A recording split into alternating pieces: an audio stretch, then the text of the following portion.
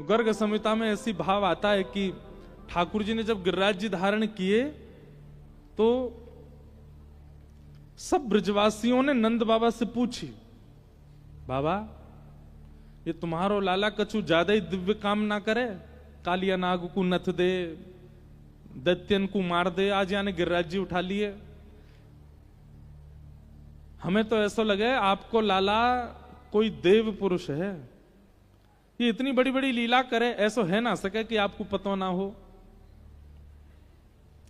तब फिर नंद बाबा ने वहां बीच बचाव करके सब में सफाई दी, बोले भैया देखो मैं तुम्हें सत्य बताऊं, गर्गाचार्य जी आए थे, गर्गाचार्य जी कह के गए तुम्हारो लाला नारायण नहीं है, नारायण समूह गुण ही, नारायण जैसे गुण है तुम्हारे लाला में, और उन गुणन के वजह से ही ऐसी लीला करे।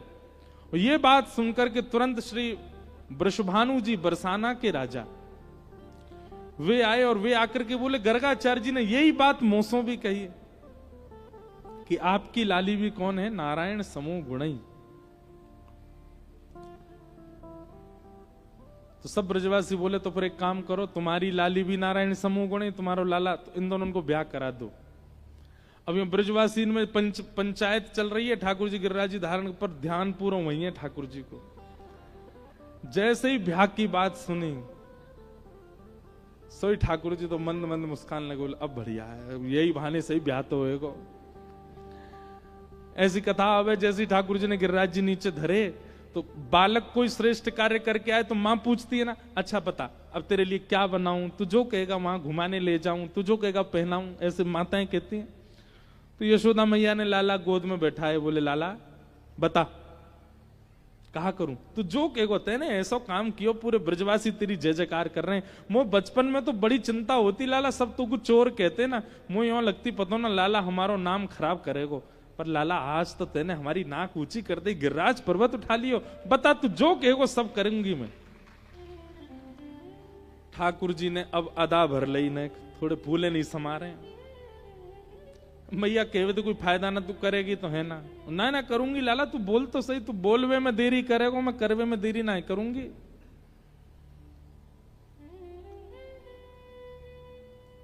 मैया मोहे ऐसी दुल्हन भावे, दुल्हन को नाम सुनते मैया बोली मुझे पतो ही तुझे ही कहेगो, मैं जानू 3 बरस की उम्र ते तेरी एक ही रट लगी है कि मेरो ब्याह कराए दो।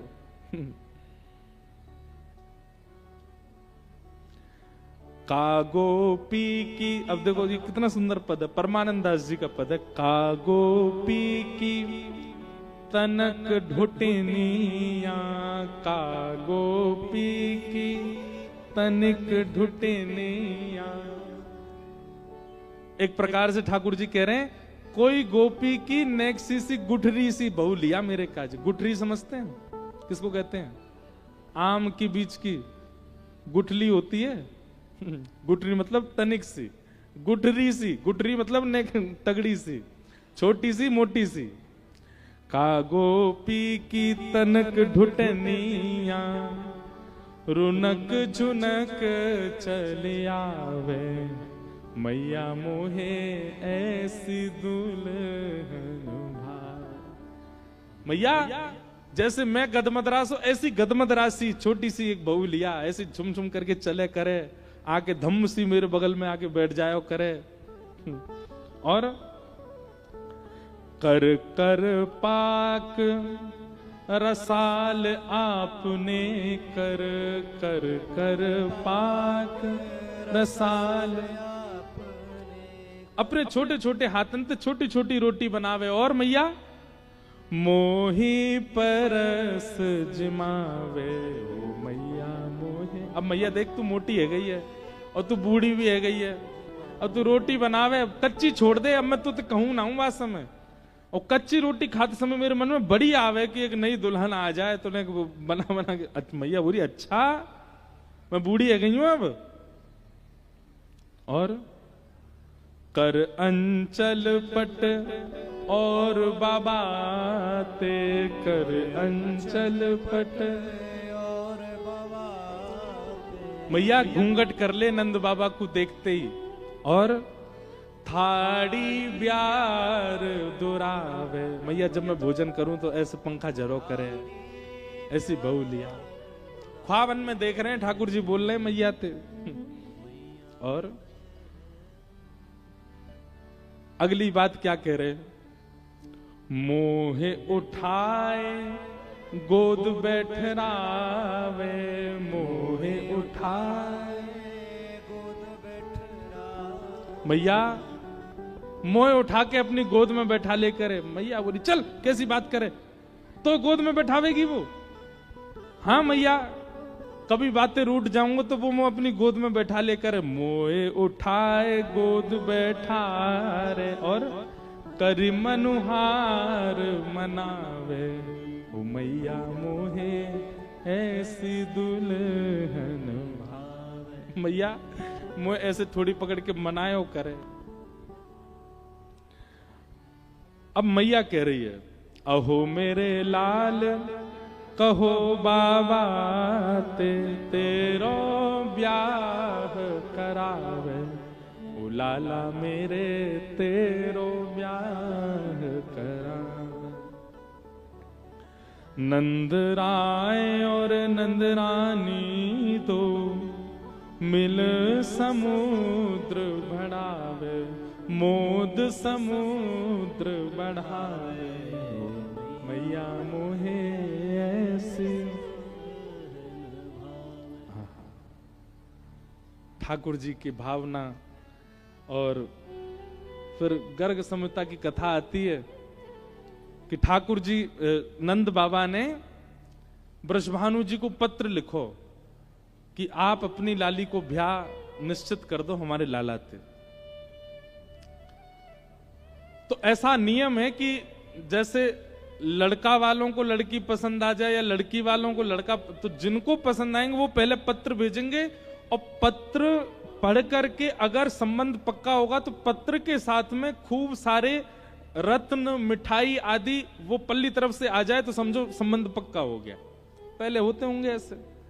तो नंद बाबा ने पत्र लिखा कि आप ब्याह करा दो।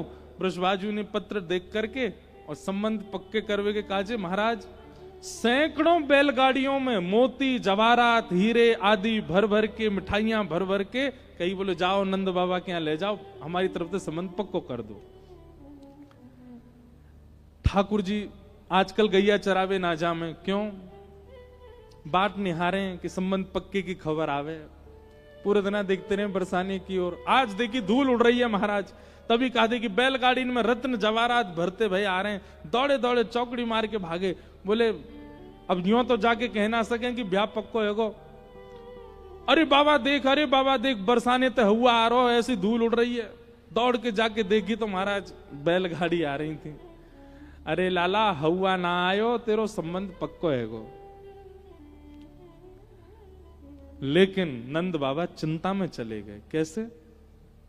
अब नियम क्या है कि लड़कियों के पक्ष से अगर कोई सामग्री आई तो लड़का वाले उसको दुगुना करके भेजते हैं, लेकिन बरसाने से जो सामग्री आई थी उसको दुगुने करने की सामर्थ्य नंद बाबा में नहीं है। ऐसे ऐसे रत्न इतने ऊंचे घर की हैं श्री राधा रानी। नंद बाबा ने जब उन हीरे मोती जवाहरातों को देखा तो नंद बाबा बोले भैया हमें तो लगे संबंध तोड़ना पड़ेगा। क्यों? बोले वृषभानु जी की तो हमें लगे हम चरणन के कण के समान भी नहीं है। इन रत्नन को दुगनो करनो कैसे संभव होएगा? हम ते कहां ते करेंगे? सब लोग इकट्ठे गए। नंद बाबा ने कि भैया देखो अब ये सब रथ आए हैं इतनी दूर से चल के, अब रात्रि इन सब उनको प्रसादी पवाओ, सुबेरे यथावत या को वापस कर देंगे और मना कर देंगे भैया हम ना कर सकें। और भैया छोरी ऊंचे घर में ही जानी चाहिए। अब हम तो वृषभानु जी के समान भी नहीं है। ठाकुर जी को चिंता है गई। बोले संबंध टूट जाएगा हमारो। अगले दिन सवेरे भाई नंद बाबा ने रात में गिनती करवाई कितनी सामग्री आई है, सब गिनती करो। और दूसरे दिन सब देख के उतनी उतनी भिजवा दो। गिनती करनी शुरू करी, जितने सामान आए सब देखने प्रारंभ किए तो एक बैलगाड़ी में मोतिन की माला हती खूब सारी, वहां में ते एक मोती की माला कम पड़ गई। और वो एक मोतिन की माल, इधर देखो सब लोग ध्यान से सुनो, एक मोतिन की माल कम पड़ी। नंद बाबा बोले, अरे भैया यथावत सामग्री पहुंचानो तो दूर, एक माला कोई चोर चोरी करके और ले गया में, अब कहां मुंह दिखाएंगे हम। एक तो वैसे ही हमारी नाक हमारी नजर झुक गई है, हम यथावत सामग्री दे नहीं पा रहे हैं, ऊपर तो कोई चोरी करके और ले गया।